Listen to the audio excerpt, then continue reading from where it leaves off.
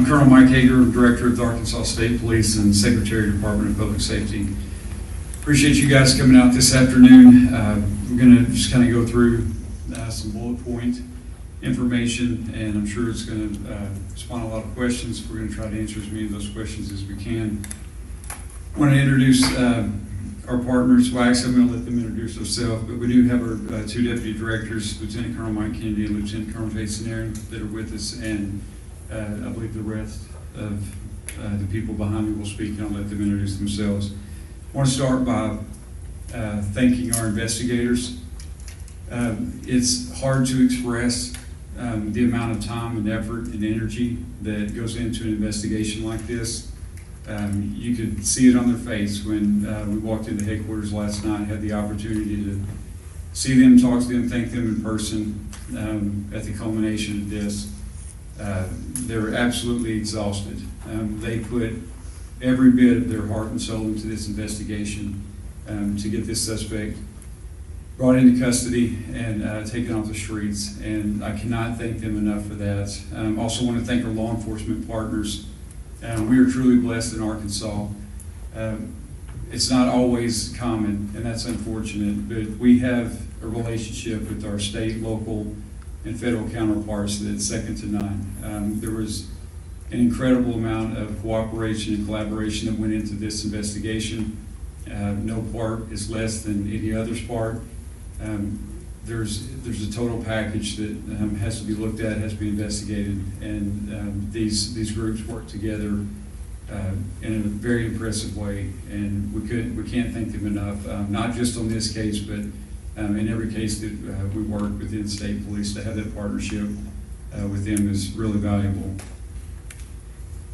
I want to thank the public for providing images and videos from cell phones, home, and business security footage that directly advanced this investigation. We'll talk a little bit more about how that played out, but the information that was put out and the request for information back from the public directly resulted in this person being brought into custody. It allowed our investigators a starting point to move forward and to use their skills that they've developed over the years and their experience to bring this person into custody. We had about 500 tips that came in through our phone lines, social media. Not only were there a lot of tips that came in, and we're very thankful for that, but there's a lot of people that have to field those tips, and it's not all badge-wearing, gun-toting members of the state police or Department of Public Safety. We had a lot of civilian personnel that were tasked with that. There was a lot of time and energy spent on triaging those tips and making sure they went to the right people. And so we owe a great gratitude for that support staff that helped with this as well. Although everyone is innocent until proven guilty, we did confirm this morning that our suspect's DNA has been a positive match to the DNA that we suspected to belong to our suspect at the scene. During an interview with investigators, the suspect indicated that he did commit these murders. We executed a search warrant at his residence. There were articles found there that are consistent with being involved in this particular crime, and I will let Major Rhodes speak more of that or more to those details.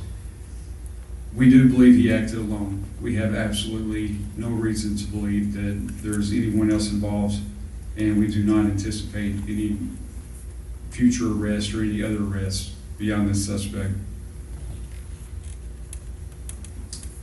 I'm going to go ahead and pass off to Major Stacy Rhodes. She can walk through a little bit more of the information, and I'll return to the podium and we'll answer any questions we can. Well, good afternoon. As he indicated, I'm Major Stacy Rhodes. I oversee the Criminal Investigation Division for the State Police.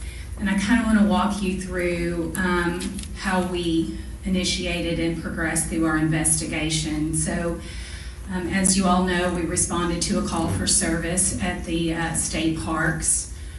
Two young children were found and indicated that something had happened to their parents on the trail.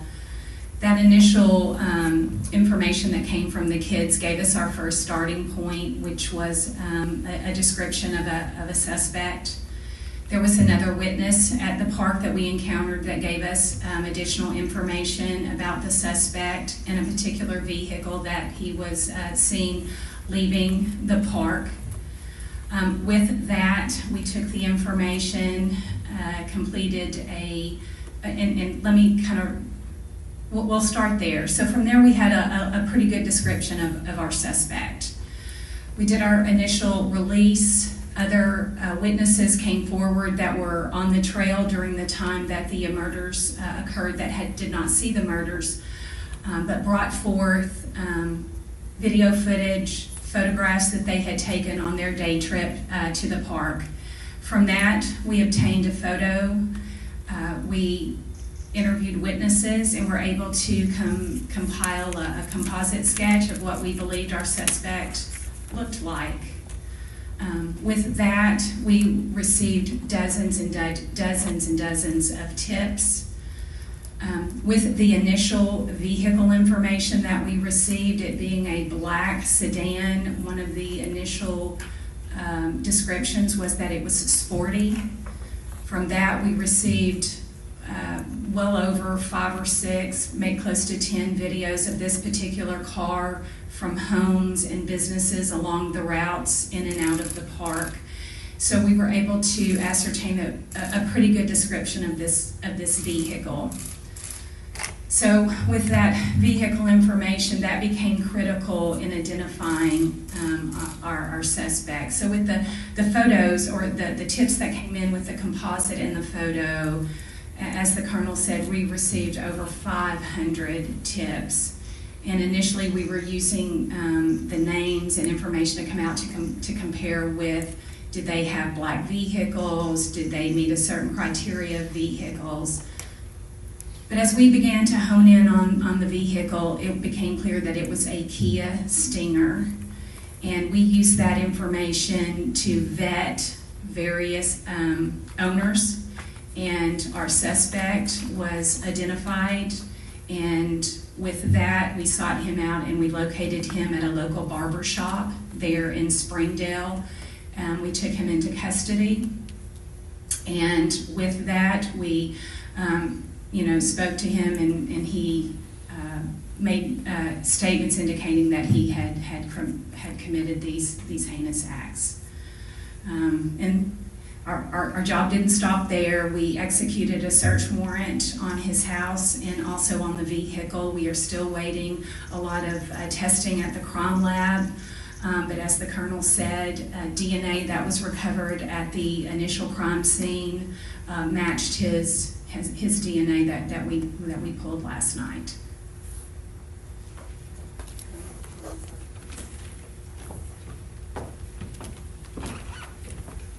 Good afternoon, my name is Brandon Carter. I'm the prosecuting attorney for Washington County, Arkansas. The first thing I want to say here today is that my thoughts are with the Brinks family. There are 3 girls who tragically lost their parents in this case. And although today is a good day for law enforcement, there's a shadow over it because of the tragedy that occurred on Saturday. I want to commend the state police for the work they did in this case. I couldn't be more proud to be in Arkansas today. I couldn't be more proud to be a resident of Northwest Arkansas right now, and I'm confident and satisfied with the work that law enforcement did in this case. Especially, I want to note the cooperation I saw between local agencies in this case. I could name them all off, but I have a list here of 7 to 9 agencies that worked hand in hand to quickly solve this crime. And I commend every law enforcement officer that worked on this case. I also commend any member of the public that provided us information that led to the solving of this crime. I want the public to know that they're safe. The defendant in this case is innocent until he's proven guilty. But I'm confident that we have the right defendant in this case, and that the public need not worry going forward. Someday they're going to open Devil's Den State Park, and I'll be on the trail myself when that happens. The defendant will be spending time in Washington County Circuit Court over the course of the coming days. It is my intention to use the full weight of my office to bring this defendant to justice for the Branks family.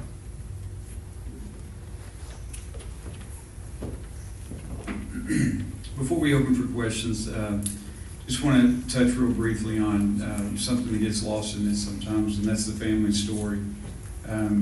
We've spoken to the family quite a few times over the last several days, and what we heard consistently is what a loving mother and father they were, loving husband and wife that they were towards each other. They absolutely protected those girls to their fullest extent, to the point that it cost them their lives. We're in awe of this mom and dad. We're also in awe of these girls. The information that they were able to provide to start us down this path, to be able to make this arrest, it all started with those two little girls. It's incredible. We also don't want to forget that there was a third sister. Thankfully, she was not with the family on the trail that day, but she suffered just as tragic of a loss, and we need to keep that in mind. Because of that, I would plead with you and the public to please be sensitive to the fact that there's a family that's grieving. It's hard to express, because I can't understand it, what they're going through. Misinformation hurts. Speculation hurts. When they read things, when we talked to them earlier today, they expressed that to us, that they're reading things in social media, they're reading things that are just simply not true. And people are speculating, they're talking about things that are not factual, and it hurts. There's no place for that. Along those lines, we have to be very careful in an investigation to be calculated in the amount of information that we put out and when we put that out.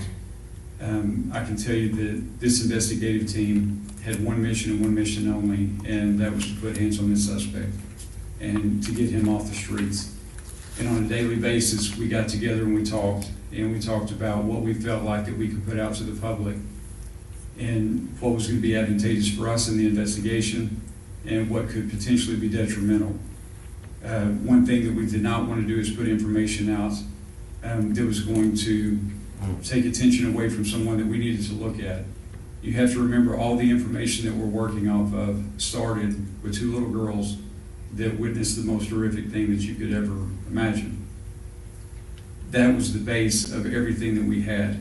So we had to be careful about relying solely on that information. We had to collaborate that. We're also working in an environment that is half a mile into the woods.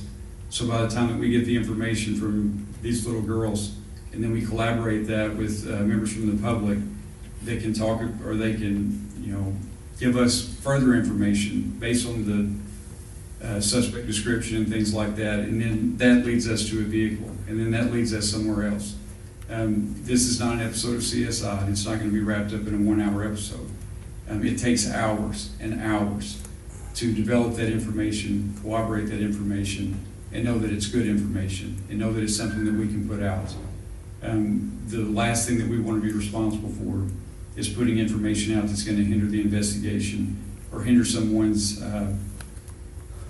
their likelihood of calling us and putting us onto a suspect that we need to be looking at, because it didn't meet all the markers that we thought it should meet.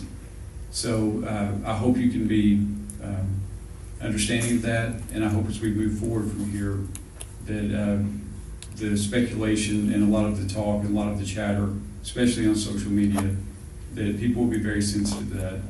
This family's been through enough, and they don't deserve to be victimized any further than they already are. And with that, I'll open it up for questions. Colonel, can you elaborate more on what was the reason behind this? What was the motive for this? Was this random, or what happened there? And what was the cause of death? How were they killed? As far as the motive is concerned, it's part of the investigation. It's two parts. The first part of the investigation is always going to be to identify and apprehend the suspect. The second part of the investigation is a lot of the whys and a lot of the details. That's still a part of the investigation. I can tell you that we have no reason to believe that there was any known association between our suspect and our victims. There's nothing to indicate that at all. It appears to be a completely random event. As far as the weapon that was used, it was a knife. Our victims died by stab wounds. Yes, ma'am. Thanks, Colonel. We've spoken to a few parents from students who he was their teacher in different states, and they all kind of gave this synopsis of perhaps he was a predator. Their children felt like he preyed on younger aged girls during his time teaching in those states. We were wondering, have you been exploring any connections to the crimes that McGann may have been connected with, and any indication that this was his first time committing this? Was he after those girls? Were those his target? From what we know right now, we have no indication to suggest that the girls were his target. Do you believe this was his first time, that he just went to that park that one time that day? I heard potentially somebody suspicious could have been there the weekend before. Was he just that first time at the park, or do you think he was laying down and calculating? Honestly, that would be pure speculation on my part. Now that we have our suspect in custody, there's going to be a part of the investigation that's going to go back, and they're going to look at timelines, and they're going to look at kind of his movements leading up to that, and hopefully that will give us all a better picture of why he did this, how long he had planned this, things like that. But right now, that's all part of the investigation, and it would simply be speculation on our part. I believe he was injured as well. Can you elaborate on that during the attacks? Yes, he was injured. I do not know the specifics of those injuries. I do know that his injuries resulted in blood loss, and it was that blood loss that allowed us to establish a DNA profile to begin with, and it was that DNA profile that was matched today against our suspect. I would assume that's any loving parent trying to do whatever they could to protect their loved ones. Absolutely. I would say you're correct. Yes, You ma'am. mentioned some articles found at the house. What was found?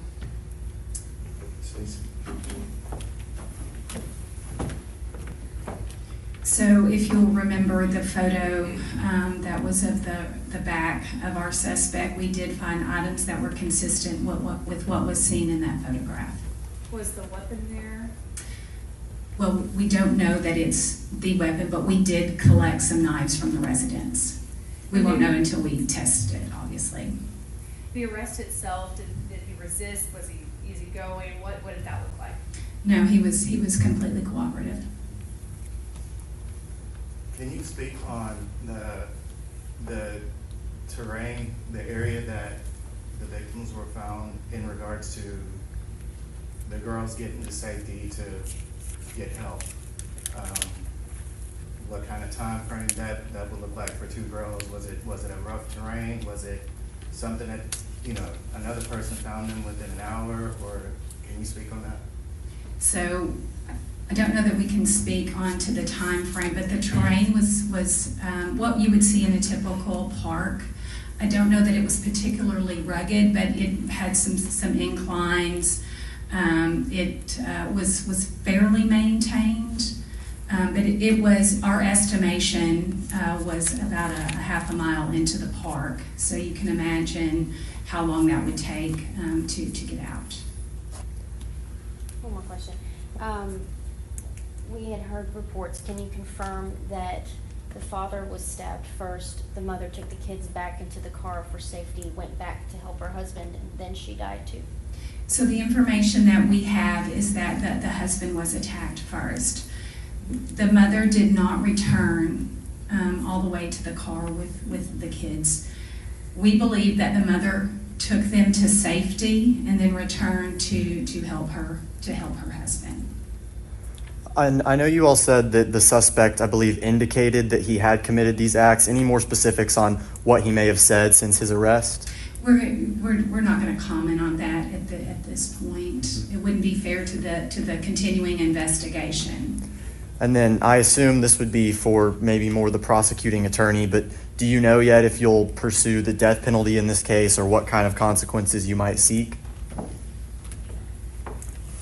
This case certainly has the aggravators that exist where a jury should get to decide what the punishment for this defendant is. It is my intention to pose that to a jury. So the state will not be waiving the death penalty in this case. Have family members said that they want you to seek the death penalty? I'm not going to comment on that. Did he indicate he plans to plead guilty to this? Defendant's innocent until proven guilty at arraignment.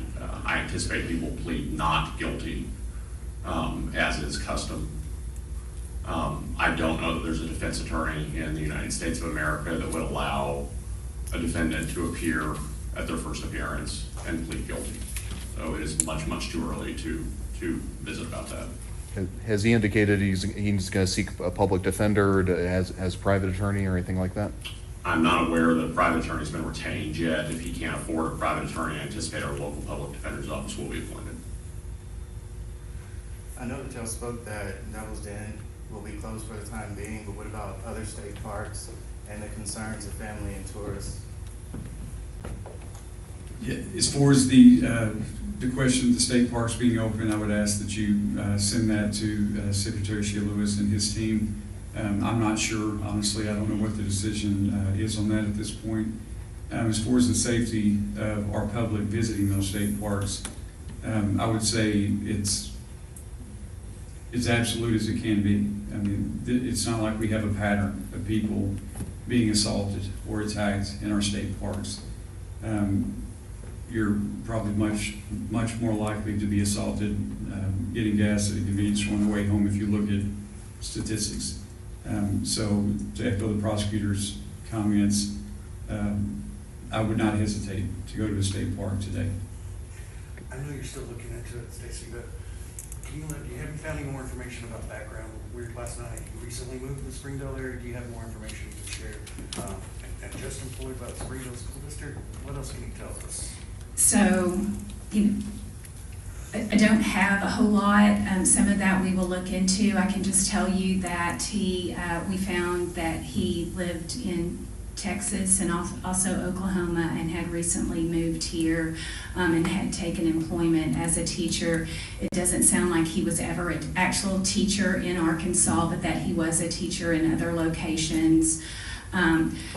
Right now we're completely focused on our case here, and we haven't explored any of that background investigation. I fully expect that other jurisdictions will probably reach out to us to see if they have if there are cases throughout the U.S. that may be connected to him. I fully expect that. But as of right now, he's the only suspect. He's not a suspect of any other incidences here in our area. That's correct. Not that we've been made aware of, that's for sure. And recently, you moved here a few weeks ago, a few months. Do you know? I believe it's been a few months. Yes, sir. Major, can you clarify? You say he made statements indicating that he had killed them. Did he flat out confess, or what exactly did he say? So I was not actually in the room when he was confession, so I'm not going to speak to, I certainly don't want to get that wrong, but just know that he did indicate that he had committed the murders. But would you call it a confession, or you don't know for sure? I would call him an admission. Does the suspect have any sort of criminal history that you all know of? No, he did not. Not any adult criminal history that we've been able to find, for sure. Did he indicate why Springdale's not that far from the state park, any indication why he for 5 days stayed so close to the scene, or was he planning on fleeing the area or the state at some point? There was no indication that he was going to flee the area. He actually had a residence in Springdale, so that's why he was in the area. But he gave no, I mean, it doesn't sound like he was making any attempts to conceal. He didn't conceal his car or any of those things. Yes, ma'am? Any history of mental illness? Not that we know. We're still exploring. We just took him into custody last night, so we're still, vetting a lot of the information that we don't know about him to this point. How did police pinpoint him at the barber shop? Good old-fashioned police work. Was there any technology used or that aided in the investigation? Absolutely. Can you elaborate on that? Like, were there any license plate readers or anything that gave a tip to where he was at that point in time? Or I'll just say this, that there's rarely a case that we work that doesn't include those types of things, so we used everything. When I say that it was all hands on deck and there was no stone left unturned, it involved all of those technological aspects. with the high volume of tips that came in, can you elaborate on how you sort of knew which ones to look into? So we had a really good filtering system, and we are aware initially there were some issues with tips and the phone system that we had in place at that time. Once we implemented the tips line, we had a team around the clock filtering through those, and we had a pretty good matrix of the ones that we would push to the top and the ones that we would term a lower priority. So it's, but most of, if we got indication that it involved video, photographs, a first-hand account at the park, those were our priorities. And I understand that every case is different, but you, for many years, investigated the worst crimes. This typical, a random crime like this, and a person goes back and gets a haircut in the same car. Nothing about this case is what I would call conventional. In my 27 years that I've been with the state police, this is probably one of the most heinous that we've had, especially the aspect of just how random it was. It's when we were talking last night in the command center that it was every agent's worst nightmare. Because in a typical investigation, we use what we call victimology. And you can usually kind of pinpoint something that a victim has done or the circumstances they're in, whether, it's a domestic violence or just drug related. You can typically narrow down your suspect pool. We had no way to do that in this case, so it made it particularly difficult. And what makes the work by our agents so extraordinary. Yes, Was ma'am. the suspect trying to change his identity at all? We don't have any indication that he was doing that. He was obviously getting a haircut, but you could chalk that up to school starts next week. So, but he didn't indicate he was trying to alter that I'm aware of, that he was trying to alter his identity. And you all mentioned that he was cooperative when you got to the barber shop. Any other initial reaction from him when you all showed up? Anything you can tell us? That's probably best that I not discuss that so early in the investigation to this point. Can you speak on the role of social media in helping bring about the arrest of the suspect?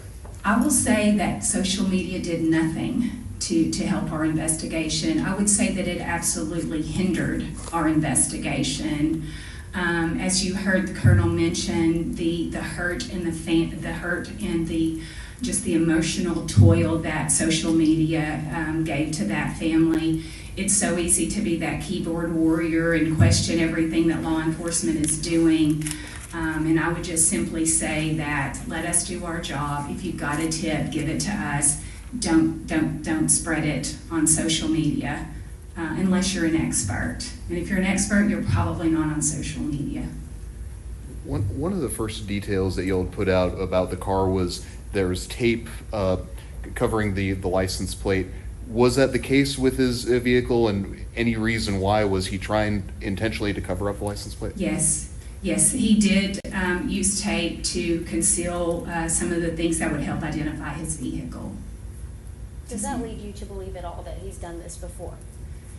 There are indications, I mean, you know, everyone speculates that he took there was a lot of thought that went into this to conceal his identity. I will say that, but on the other side of that, he was also very sloppy. So whether he committed something else, we don't know, but we are certainly going to explore that. How long between when you determined that he was the suspect that you were looking for and when you made the arrest? How long did that take? Within the hour. How long between when he began questioning until he confessed? I don't know that, I'm sorry.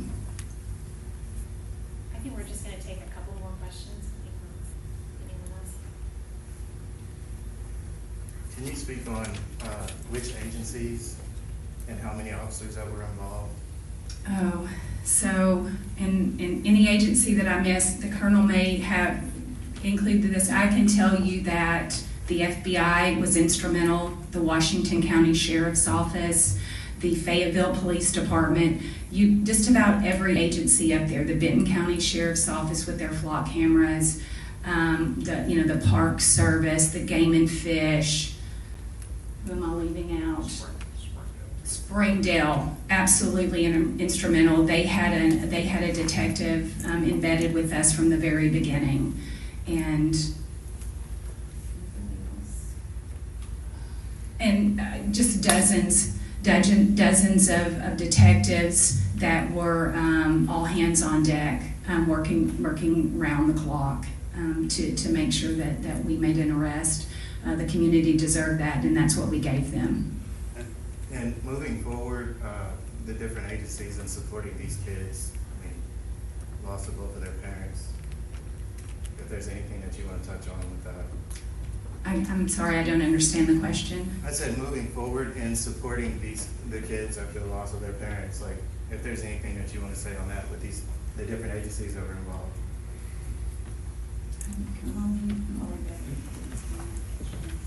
I'm not sure if I understood the question exactly, but I can tell you that Governor Sanders has been in contact with the family multiple times.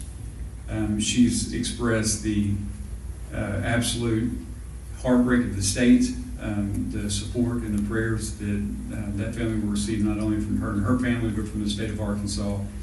In addition to that, she's made available any resource that family needs during this recovery process from state agencies, whether that be law enforcement or other type of support agencies.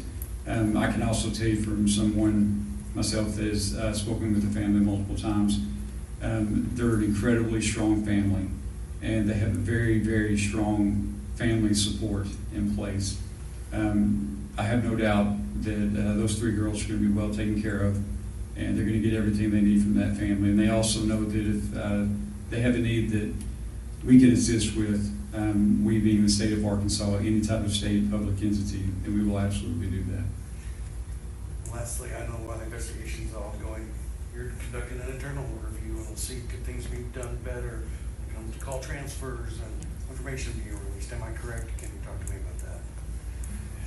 Yes, we will always, after any significant incident, we'll debrief it, and we'll look at what we did right, what we did wrong, what we could do better. I can tell you from our vantage point right now, it's hard for me to be critical of anything that our investigators did. They have, you know this, I know these guys, I know our capabilities, but you forget, honestly, until you see it play out, you see the level of expertise and skill.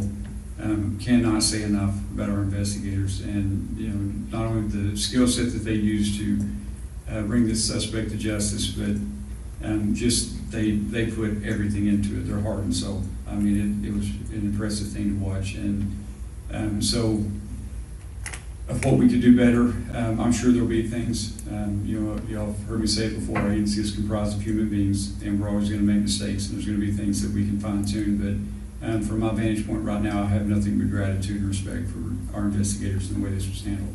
Colonel, one more question. Can you confirm, when you spoke to him after the arrest, that this was not, he didn't know them, he didn't know the family at all, this was just a pure accidental coincidence that he targeted them? I can confirm that, and again, as Major Rhodes said, I was not present for the interview, and I've not listened to the interview yet. But I can confirm that we have absolutely no indication, no reason whatsoever to believe that there was any connection at all between our suspect and our victims. I've got one more. Can you elaborate on the role that the FBI and federal law enforcement helped in the investigation? Yeah, so the first thing I can tell you is how blessed we are with their partnership. The prosecutor and the major both mentioned all the agencies that were involved. What's always nice about that is they don't wait on us to call them. As soon as this was known, as soon as it was made public, honestly, I don't know how they found out as quick as they did. My phone started ringing off the wall from our special agent in charge of FBI in Little Rock, from the sheriffs in the northwest part of Arkansas, the police chiefs in that area, HSI, you name it, just about every agency that you can think of immediately reached out to us for any support that we needed. I cannot specifically tell you what roles they played, but I can tell you that they played significant roles. There was, as the major alluded to, there's part of the investigation is looking at this from the standpoint that it's completely random. There's another part of the investigation that has to close the loophole of is there a connection at all between our suspect and our victims. And unfortunately, in this case, our victims had recently moved here. Their origins are from California. They, I believe, lived in North Dakota most recently. So there's a lot of geographical space and a lot of people that had to be talked to. And we leaned heavily on not only our state and local partners, but other state, local, and absolutely our federal partners.